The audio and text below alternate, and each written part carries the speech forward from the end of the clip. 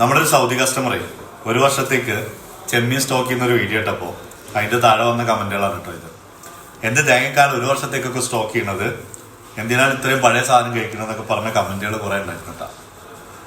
സംഭവം എന്താണെന്ന് വെച്ചാല് സൗദി അറേബ്യയില് കടൽ ചെമ്മീന് 6 മാസം ഉണ്ടാവുള്ളൂ. അതായത് ഓഗസ്റ്റ് 1 മുതൽ ജനുവരി 31 വരെ. അത് കഴിഞ്ഞാൽ സൗദിയിൽ നിന്ന് കടലിൽ നിന്ന് ചെമ്മീൻ പിടിക്കാൻ പാടില്ല, മമ്നുവാണ്. അത് വലിയ ഫൈനൊക്കെ വരും. അതുകൊണ്ട് 6 മാസത്തെ എൻഡിൽ വില കുറയുന്ന ഒരു സമയം നോക്കിയിട്ട് അവർ ഒരു വർഷത്തേക്കുള്ളത് സ്റ്റോക്ക് ചെയ്യും. അതാണ് സംഭവം.